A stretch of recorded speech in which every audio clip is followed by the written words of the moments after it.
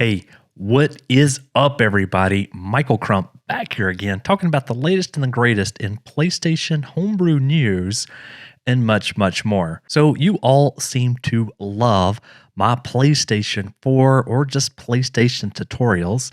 So I thought I would go ahead and put together another Homebrew news roundup where you could quickly get up to speed with the latest and the greatest in PlayStation Homebrew news. So let's just go ahead and let's jump straight into it. Okay, so in the very first bit of news here, there is a couple of new betas to talk about. So there is this one, which is the PlayStation 5 beta for firmware 6.00, and this is just simply update 3.0. And again, it says here there is no changelog, but my PlayStation 5 is less wobbly and is very stable. I did ask sdragon001, where are you seeing this at? I don't see it anywhere. And they replied that my PS5 updated to it. And now this happened, yesterday, August the 18th. So fast forward to today, August the 19th, I saw that for the PlayStation 4, for firmware 10.00, that there was a new beta 3.00 pup that was out. Now, what's kind of interesting about the PlayStation 4 and PlayStation 5 betas that we're seeing from yesterday and today is that there wasn't any sort of official announcement on Sony's blogs like there normally is. For the last set of betas, we did see those being posted on the official PlayStation.Blog, with PS5 Beta, introduces 1440p support, Gamelists, and much, much more.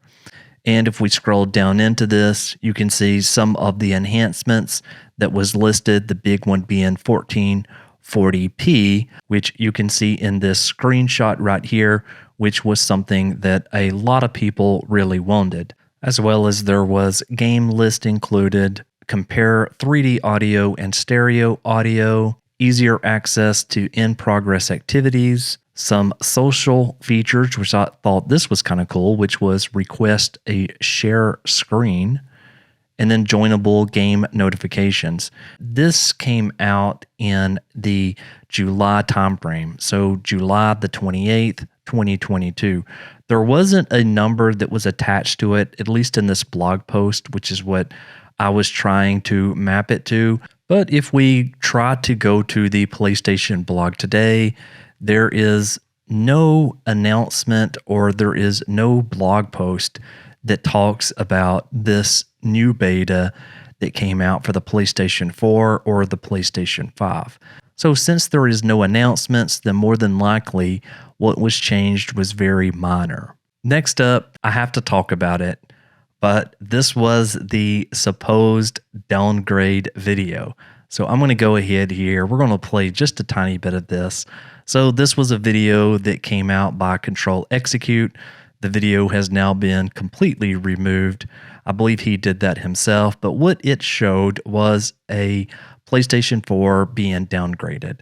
And so there was tons of questions about, is this video real or is this video fake? Obviously, I chimed into the conversation myself, and well, it didn't take too long to figure out that this downgrade video was absolutely fake. So if we go over here, we can see Control Execute himself responded and said the video has been debunked as a fake. The console being shown is actually just a Neo dev kit. The proof is that the dev kit pup is 486 megabytes, which translates to 511 megabytes. So there was no surprise there. Obviously, myself and a bunch of other people were extremely skeptical of it. Control Execute even renamed the video to Rumor, which is one thing that I had suggested, so I appreciate you for doing that. But I do feel that I have to mention that I created this video back in January the 3rd, 2022, and it was all about don't fall victim to fake PS4 9.03 downgrade apps. And so all of the information in this video is absolutely relevant here again today. Again, whenever you see any of these downgrader applications, Don't believe it, at least not at the beginning. Wait until some trusted people in the scene actually says that that is real. Obviously, I appreciate people watching me. I think that I'm a fairly trusted source in the PlayStation 4 scene. So if it's real, you'll hear about it from me 100%. Just stay subscribed to my channel or follow me on Twitter. Next up is a bit of news with PS4 Explorer. So it is almost ready, but Lappy is looking for some people that will help with different translations. I'm actually going to be helping out with this with the English translation, simply because I do some technical writing in my day job. And so if you're interested in helping out with PS4 Explorer, especially with translations, then you can respond to this tweet. It will obviously be included into the description below. Also, if you check out the last Homebrew news, you'll see some screenshots of what that new version looks like. Then there was this update for MyTrophies for PS4. So if you're not familiar with what this is, it is basically an application that allows you to see your trophy progress on a jailbroken PS4. Now again, this isn't going to submit that data to the PlayStation Network or anything like that because you can't connect a jailbroken system to the PlayStation Network, but it is great for yourself and being able to see the accomplishment in the games that you've been playing. So there was a brand new update that came out yesterday, and it fixed a major bug as well as a couple of minor bugs in there. So definitely go check this out. I really am excited about this project. I'd love to see what comes of it. And next up is an update to Megaman Legacy Collection 2. So I mentioned this in the last Homebrew news, but basically what happened here was this person downloaded or acquired Megaman Legacy Collection 2. They looked at the disc itself, or looked what was on the disc, and they noticed that there was an XEX format of Megaman 10, which was actually the same file format that the Xbox 360 uses. So there was a lot of discussion on whether or not we would be able to run Xbox 360, XBLA, or XEX formats on a PlayStation 4, and the answer to that was absolutely not. And if we scroll down into this post here, we will see a reply that makes a lot of sense. It says the PS4 version doesn't load the XEX files. They are just there because they were forgotten or lazy because it's Capcom. The files are likely the same for all versions, just the executable changes. So in short, the developers just left those files on the disk, and there isn't really anything that we're going to be able to do with them in the PlayStation 4 scene. And then another post here that was on a game that was the Disney Classic Games Collection for the PlayStation 4.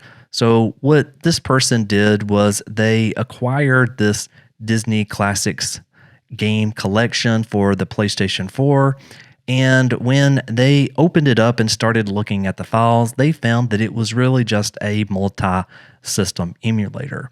And with that, they were able to swap out the ROMs with ROMs of their own. So let's head over and take a look at this game. So right here it is, Classic Games, Aladdin and the Lion. And if we go ahead and we start this game up, so here they have the Disney Aladdin game, and they are going to play it. So we'll go ahead and watch them play it. And once that happens, there is the game. So just Disney's Aladdin, which is what you would expect because that was what came onto it.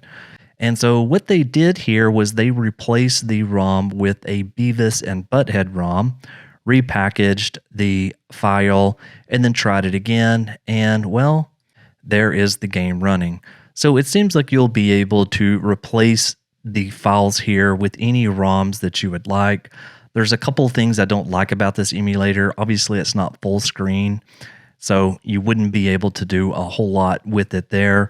It's another nice kind of proof of concept, but something that we've really seen in various scenes for a long period of time.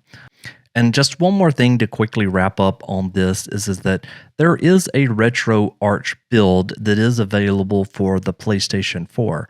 So if you really want to play some of these classic games, there's really a number of ways to do it. I do think that this is neat and somewhat interesting, but I can't really see this being used in a practical way, especially with what we have already for the PlayStation 4. And then I updated the list of ISO images that is currently available if you want to play around with the BDJ exploit on the PlayStation 5. So this is pretty much all of the ISO images that have been released by at least the major players in the scene. I've also included some of the early like bins and L files in case you want to take a look at kind of the progress so far. Obviously, the very latest release is this one right here on 8/13. And I do have a video that I will pop up here to show you in case you want to take a deeper look at what that does. But I will continue updating this repo with all of the different ISO images where you have just one place that you can go to and you can check those out. And speaking of the PlayStation 5, there is this PS5 model base firmware Megathread that is over here on Reddit. And basically what folks are doing here is that they're telling, what was the model number that they got, what firmware was it on, when was it manufactured. Now, there's a whole number of ways to get some of this information. I haven't found many of them very reliable. But what I would say is that you can always kind of come through here and you can take a look at what others are reporting back. I will say that if you are trying to get a PlayStation 5 on 4.03 or lower, your pretty much only option right now is going to be able to do something through maybe eBay or maybe a local like Craigslist or OfferUp. I don't see many brand new PlayStation 5s coming out of the factory being on 4.03. So if you want one of those older systems or older firmware systems, you definitely should take a look at getting those possibly off eBay or somewhere else like that. And to wrap up, in cuteness of the day, it's going to actually have to go over here to the Nintendo Switch. I know it's not PlayStation related, but I find this is a very cool concept of these mini Switch game cases. So you just simply put your little game in there and then you close it up and you can put it in one of these little stands here. I thought this was very cool. It looks like Etsy and a couple of other places are making these. What's kind of neat is that if you can get the blank cases, you can always print out the covers yourself and have a little collection like that. Now, I don't own even one single Nintendo Switch game, so it won't be of use to myself, but I will say that this could be something very fun for those that are interested. Okay, so that's going to do it for this one. I will see you on the next one. Michael, out!